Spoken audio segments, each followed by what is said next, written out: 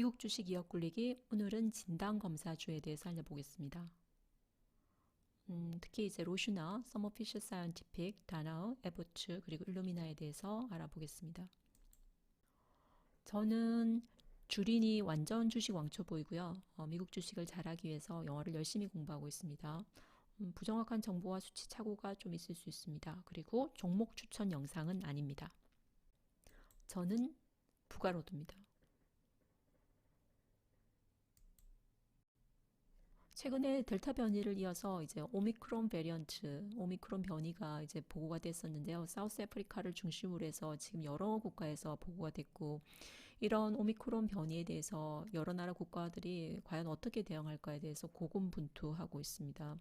지금 보여드리고 있는 분은 이제 미국의 닥터 파우치라고 해서 미국 감염학의 대가이기도 하고, 이런 코비드와 관련된 이런 팬데믹이 생겼을 때도, 에볼라나 이런 팬데믹이 생겼을 때 항상 의견을 구하는 박사님이신데요. 닥터 파우치의 말을 따르면 현재 이제 오미크론 베리언트가 미국에 퍼질 거는 뭐 불가피한 것이고 피할 수가 없다라고 말씀을 했고요. 그래서 뭐 다른 나라도 지금 다시 뭐 여행과 관련된 여러 가지 규정들을 다시 조정하고 있습니다.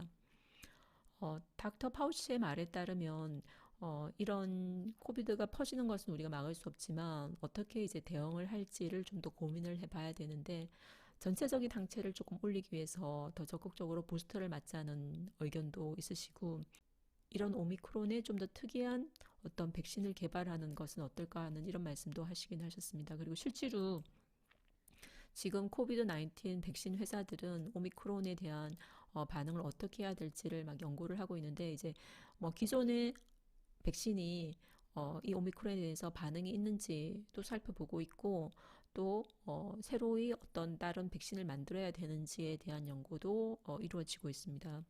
근데 제가 전에 제약주에 대해서 설명을 할 때, 이 코비드 19 백신은 효과가 1년이 채 가지 않기 때문에 거의 매년마다 맞아야 될 가능성이 높다고 말씀을 해드렸는데요. 근데 이게 매년마다 맞는 느낌과 6개월마다 맞는 느낌은 또 많이 다른 느낌이고요. 거기다가 변이가 나올 때마다 만약에 새로운 백신을 맞아야 된다고 하면 과연 사람들이 맞을까라는 생각도 많이 하게 됩니다. 그건 아마 사회적인 합의가 쉽게 이루어지지 않지 않을까라는 생각이 많이 들거든요. 그래서 이제 코비드 백신을 맞았을 경우에, 또는 이제 실제로 코비드 19을 앓고 났었을 때 둘 중에 어느 게 더 면역 반응이 더 셀까, 뭐 이런 것에 대한 이런 막 질문들도 지금 이루어지고 있고, 이 사진은 이탈리아의 공항입니다. 그래서 이 공항에서 출국하기 전에 사람들이 급하게 지금 코로나 검사를 지금 하고 있는 모습을 보여주고 있습니다. 그래서 사실 지난주까지만 해도 코로나가 다시 이제 잠잠해질 거라는 이런 기대감에 모더나나 그 백신 회사인 바이오텍의 주가가 엄청 내려앉았다가 지금 오미크론 변이가 터지면서 다시 이런 백신의 부스터를 맞아야 된다는 이런 분위기가 한 주 사이에 널리 퍼지면서 다시 바이오텍이라든지 모더나의 주가가 지금 막 올라가고 있는 모습을 보이고 있습니다. 그러면 우리가 이런 코로나가 계속 유행하는 것과 진단검사주가 어떤 관련이 있는가를 한번 생각을 해보면, 진단검사주는 쉽게 말하면 우리나라로 치면 셀진과 같은 회사입니다. 그러면 코로나가 계속 유행을 한다면 우리들이 계속 코로나 검사를 해야 될 가능성이 많고, 이렇게 변이가 많으면 코로나 검사뿐만 아니라 어떤 변이를 이 사람이 앓고 있는지를 검사를 또 해야 합니다. 그리고 실제로 이제 치료를 했었을 때 치료에 대한 반응을 보기 위해서 또 검사를 해야 되고, 어쩌면 우리가 나중에 이게 코로나가 좀 잦아들었다고 할지라도 새로운 여행을 갈 때 백신 패스라든지 또는 항체 검사를 요구하는 나라가 있을지도 모르겠습니다. 그래서 이렇게 코로나가 계속해서 유행을 한다면 이런 진단 검사 의학의 필요성은 계속해서 유지가 될 수밖에 없겠죠. 그래서 오늘은 이런 진단 검사 의학의 큰 회사인 로슈, 그리고 서머피셔 사이언티픽, 그리고 에버츠, 그리고 다나허, 그리고 일루미나는 사실 유전자 검사 회사이기 때문에 여기에 원래는 포함되지는 않은데 오늘 조금 다른 목적이 있어서 제가 넣어봤습니다. 로슈는 제가 전에 제약주를 하면서 한번 리뷰를 한 적이 있습니다. 로슈는 뭐 진단검사 회사기도 하지만 가장 큰 제약회사 중에 하나입니다. 그래서 뭐 탑원 제약회사이면서 탑원 뭐 진단검사 회사죠. 그런데 이제 다른 회사들이 이제 미국계 회사인 것과 달리 이제 로슈는 스위스 회사입니다. 그래서 여기서 보시면 레버뉴나 어닝이 어, 미국에서 가장 큰 회사는 이제 서머 피셔 사이언티픽이라는 TMO 그리고 에버트인데요. 이런 TMO나 에버트의 레버뉴나 어닝의 거의 2배에 해당합니다. 그렇지만 주가는 2배가 아니죠. 한 1.5배도 이렇게 채 안 되는 모습인데요. 이것은 로슈가 스위스 회사라는 점 때문에 아마 이런 수치를 보이지 않을까라는 생각을 하고 있습니다. 그래서 저는 이제 유럽 주에는 지금 투자를 하고 있지 않기 때문에 이제 로슈는 넘어가겠습니다. 미국 회사에서 가장 큰 회사는 이제 진단검사의학 중에서는 서머 피셔 사이언티픽 TMO라고 보통 스티커가 되어 있고요. 그 다음에 에버츠, 그리고 다나흐가 있습니다. 크기는 이제 TMO가 제일 큰 걸로 되어 있고요. 그 다음에 P 레이쇼도 보면 TMO와 에버투는 각각 한 30 정도 되고, 그다음 다나워는 약간 더 높은 한 40, 일루미나가 이제 60 이상이죠.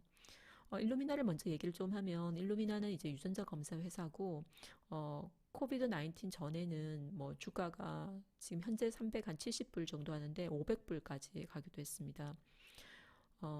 그거는 이제 희귀 질환이라든지 이제 암과 관련해서 유전자 검사를 향후에 많이 할 거라는 이런 기대 때문에 이렇게 주가가 많이 올라갔었는데 이제 보시면 레버뉴나 어닝이 어, 올해는 약간 주춤한 양상입니다. 주춤한 양상이고 다른 회사에 비해서 예를 들어서 이제 다나와에 비교해 봤었을 때 주가는 거의 주식은 반 정도, 뭐 3분의 1 정도긴 한데 레버뉴나 어닝은 3분의 1 정도가 아니고 거의 뭐 8분의 1, 뭐 이 정도로 이제 낮죠. 그래서 일루미나는 현재로 봤었을 때는 약간 과대평가되어 있는 것 같고 코비드 19이 유행할 동안은 계속해서 약간 주춤할 수도 있겠다라는 생각이 들기도 하고요. 이제 코비드 19이 끝나고 실제로 많은 암 환자를 치료를 한다든지 희귀 질환을 치료하는데 좀 더 관심을 갖는다든지 사람들이 이제 유전자 검사를 많이 하고 싶은 경우가 생긴다면 다시 뭐 주가는 올라갈 수도 있다고 생각을 합니다.